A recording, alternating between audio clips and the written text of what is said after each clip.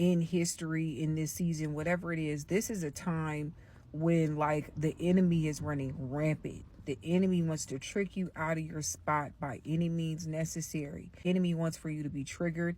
And this is the story of Joeline Turton, the owner of Pepper Jamaica Cuisine, who tragically lost her life after being fatally stabbed during a confrontation with a woman driven by jealousy over her relationship and successful business. Yes, because what happened to her, she got stabbed. She got into an altercation and got into a fight, and the other person stabbed her. Welcome to Crime Story Watch. Subscribe and hit the notification bell for more stories. In the heart of South Los Angeles, where the aroma of jerk chicken and rice and beans filled the air, Joeline Turton had built something special. But on July 17th, the dream that Tessa had worked so hard to build came to a devastating end on the streets of Los Angeles. What happened that Thursday evening would shock her community and leave investigators searching for answers in a case that raises difficult questions about conflict, loyalty, and the tragic consequences of violence. In abundance to you guys, I am Isabel Ricania. I am the cousin of Jolene. Me and my family, we just left from court. I'm just kind of settling down a little bit, but it was a DA reject. They're saying because at the end of the day, both parties had opportunity not to fight each other, and pretty much my cousin shouldn't have pulled over there. To clarify some things, I was not there. My baby cousin is 30 years old. I'm 36. I have a lot of family. I have a lot on my plate. I'm into a lot of different things for the community and a lot of different stuff, right? So I'm just interceding for my family because death is not a stranger to me. I've been singing at funerals from 4th grade. So glory to God, I'm able to have strength in these times for my family. To understand this tragedy, we need to understand who Tessa really was. Born to Belizean parents, she embodied the immigrant dream, working hard to build something meaningful in America while staying connected to her cultural roots.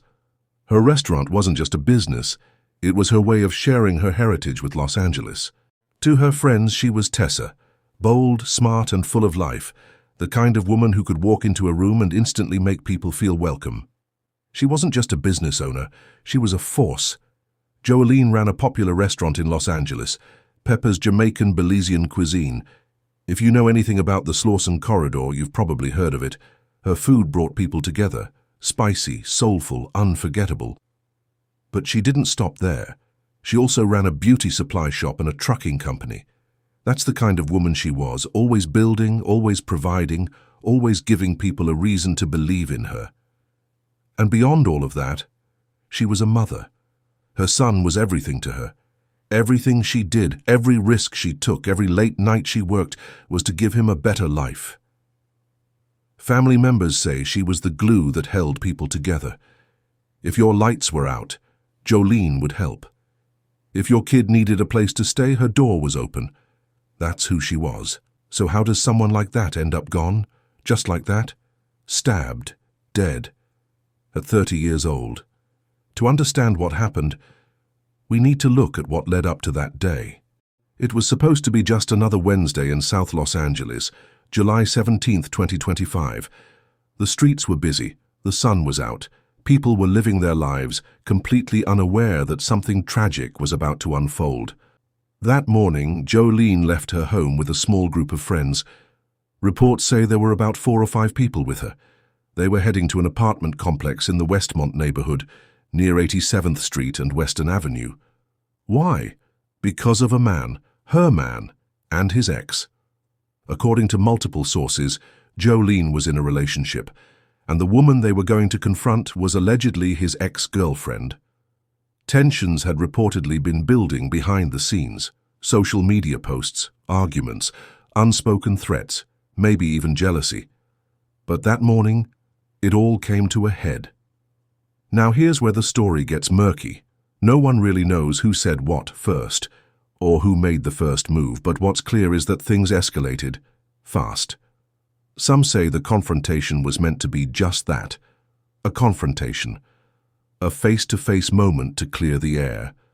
Others suggest it was never meant to be peaceful, that emotions were already too high, that somebody wanted revenge. But what we do know is this. In the middle of that confrontation, something went terribly wrong. A knife came out, and Jolene was stabbed multiple times. Her friends tried to help. Someone called for an ambulance. She was rushed to the hospital, still alive, barely. But within hours, Joeline Turton, mother, entrepreneur, daughter of Belize, was pronounced dead. And just like that, a life full of promise was cut short in one of the most heartbreaking ways imaginable. The news hit the community like a shockwave. Nobody could believe it. Not Jolene, not like this. But as people tried to process her death, questions started piling up. And the answers? They only made things more confusing. The coroner's report ruled it a homicide. Cause of death? Sharp force injuries to the chest and abdomen, no question about it. She was killed. As the news spread, her loved ones were left trying to understand how such a bright light could be taken so suddenly. Listen to the pain in their voices. She's a cousin, yes, because what happened, she got stabbed. She got into an altercation and got into a fight, and the other person stabbed her.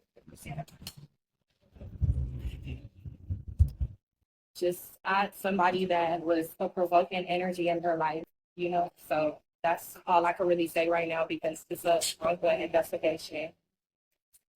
And can you paint the picture of how and where and when it happened? Well, it ended up happening Thursday, on 87th, like Vermont, around 8 o'clock. And yeah, it was an altercation. They fought, and the other person stabbed my relative, and she passed away. Where is this person? But I was told like they moved her body, like whoever like the officers were that came on site that day, they moved her body. No one was able to put pressure on her or anything. So yeah, she was pronounced. I can't say. It's hard to say that, but she transcended. Can you tell us about how you're? Well, I have something that her sister Ronnie prepared for us to say. Joeline Turton was more than just a beautiful face.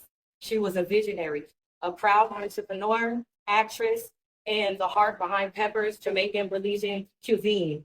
She lit up every room with her energy and inspired women and children to dream bigger.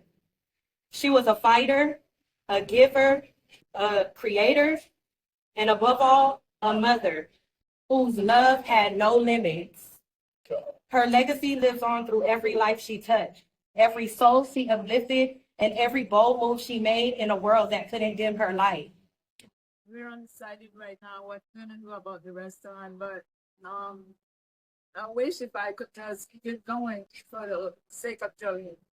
That's what she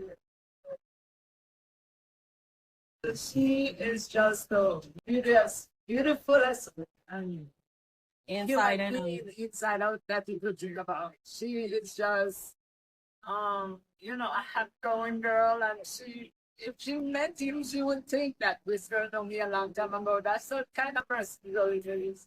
She don't bring harm to nobody. She's trying to make this. She doesn't bring harm to nobody. She always a peaceful person. She tried to bring my family together. She always, she's a little girl, want to always do a family reunion with families because everybody have ups and downs in family, and she's always that person trying to bring family together. She is just a wonderful soul. she's the reason why this restaurant exists. Exactly. Why we have been going for so long. If she just wanted to push Becker so bad and like have everybody in the community come out, get together and make sure that the community is good. Yes. It was just so sweet. Like that's my everything.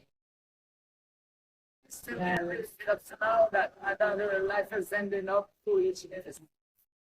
Premature deaths, like we gotta stop you guys for real, because when it's a light like that, we just can't let provoking energies get to us. Like how, I'm sure she probably felt it, like, because my family is big on that. And, this is a lesson for everybody, I hope, like for us to just be more vigilant. But I'm also aware that the young lady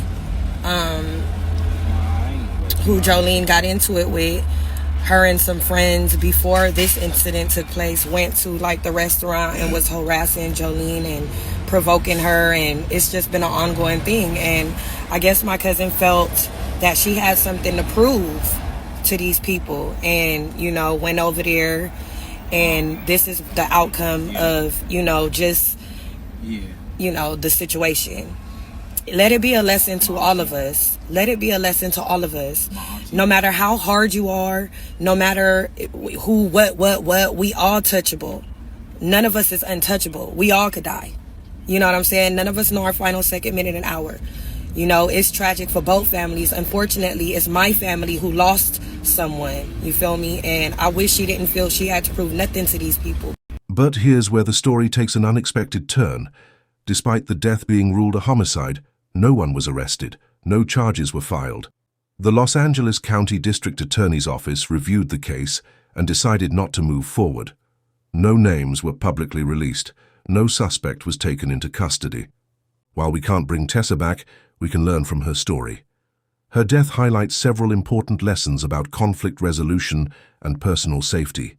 First, personal disputes are rarely worth risking your life over. No matter how angry or hurt you feel, no relationship conflict is worth putting yourself in danger. Second, group confrontations are inherently dangerous. When emotions are high and multiple people are involved, situations can escalate rapidly beyond anyone's control. Third, there are always alternatives to confrontation.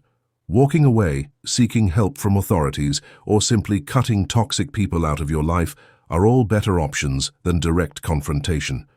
But righteousness is righteousness. Right is right and wrong is wrong. You know what I'm saying? I just feel like I wish everything could have been dealt different, but I'm not in control of that. So at the end of the day, may God have mercy on my cousin Jolene's soul. May he have mercy upon my family. May he give us the strength. May he give everybody strength to get through this. I have one last question. How does a woman lose her life in a stabbing and no one is held accountable? Does that sound like justice to you? Let me know what you think in the comments section.